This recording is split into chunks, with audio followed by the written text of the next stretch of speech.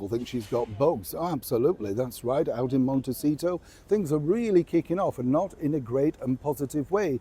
This is not necessarily following on, of course, from the recent shambles that was Tina Brown attacking her in print and on television about her madcap and frankly crap ideas. Her words. Personally, you do, as I say, understand exactly why the reason Tina Brown did this. She knows exactly how to get headlines, and more importantly, she's pushing her own remit. So easy going, as some people might suggest. But it was another big publication that really has rocked Meghan's world. Let me explain. Morning, good to see you. Thank you so much as ever for your time. Nice to have your company today. I saw this, by the way, and I wanted to ask this because I found this incredible. Over here in the United Kingdom, in the area of Kent, apparently some of the schools are going to be teaching children how to brush their teeth. Yes, oral hygiene, that sort of stuff.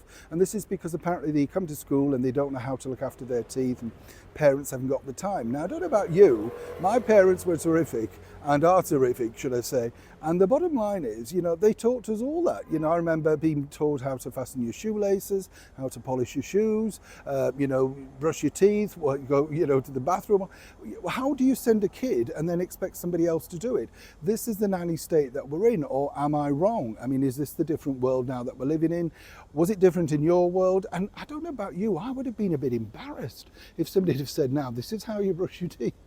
Surely at that point, quite a bit. We're not talking very young children, we're talking 5+. At that point, I think I knew quite a bit about the world, as you can imagine. Back as ever to your royal story of the day.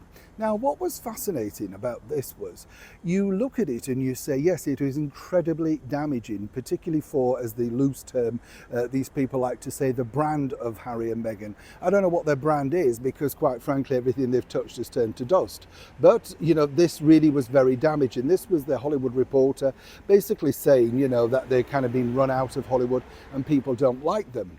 But the bigger problem for Meghan wasn't necessarily the editor going around the world online sort of talking about exactly the reasons why staff have quit and, she's a diva duchess and demon boss and all that, all of that to me is kind of part and parcel. In effect, if you were very shrewd and very clever, you could remarket that and make it a success for yourself.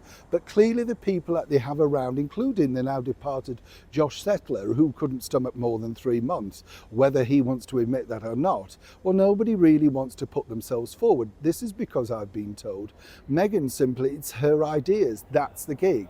They're my ideas, you do them, shut up. That really is the story. But apparently she's been sent absolutely doolally, and this is because behind the scenes, the line that he said that really sent her off the Richter scale was the fact that apparently there is still one person in her employ that has helped with that particular report.